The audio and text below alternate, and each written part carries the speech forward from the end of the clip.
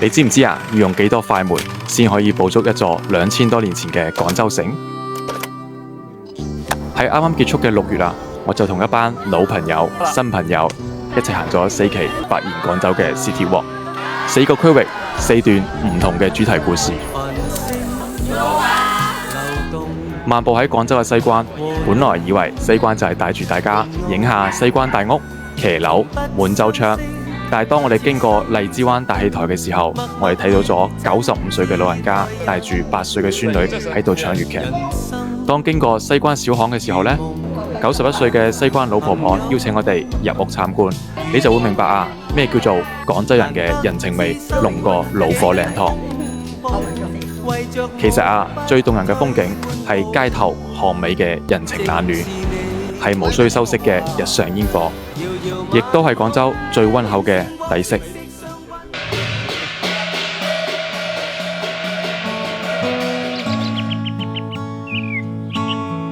行過西關嘅人情味，我哋嚟睇下廣州嘅平地起高樓。從參見廣州塔到帶住一班陌生人去影廣州塔，最後呢，我哋一齊喺廣州塔前面等一場日落晚霞。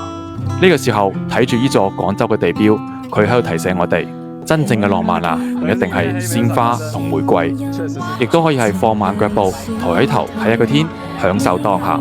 今天日落怎麼樣？日落很好看，下次可以跟我來一起看嗎？我希望給我媽媽看到，因為她一直都在老家嘛，也沒怎麼出來走走。分享俾我老婆同埋我個女啦。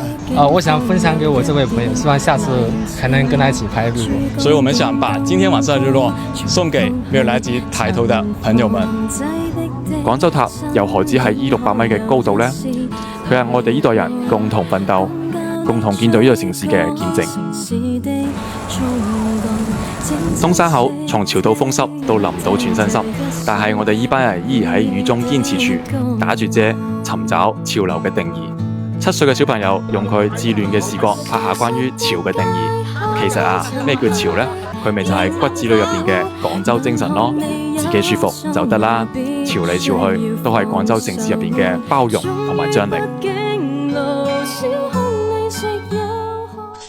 一個以前唔准中國人入去嘅地方，鬼佬稱呼嘅由來，623路背後嘅抗爭。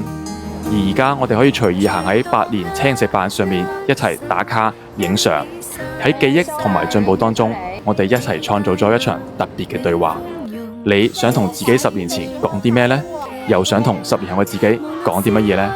沙面島佢話俾我哋聽，城市嘅成長就好似個人嘅蛻變，唔割裂過往，帶住過去嘅故事，從容前行。前10年是我陪着他逐夢，逐音樂的夢，現在是他陪着我逐攝影的夢。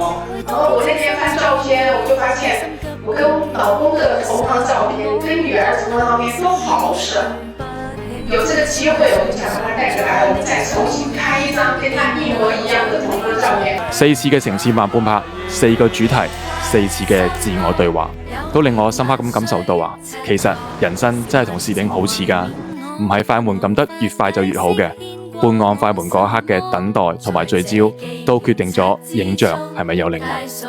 我哋嘅每一步都係對呢座城市嘅重新發現，而每一個舉起相機或者手機嘅參與者，無論佢專業與否，都會用佢哋嘅視覺去同廣州進行一場心情嘅告白。我看見他卸妝的時候，我就很感觸，因為我覺得這個畫面一下讓我想到的其實是《霸王別姬》，台上人是唱着心碎離別歌，但台下人走後不見舊顏色，就像我們來去匆匆一樣啊。嗰啲模糊嘅焦點、意外嘅構圖、動人嘅故事，都會令到我哋相信啊，廣州值得被講述嘅故事遠遠唔止咁多。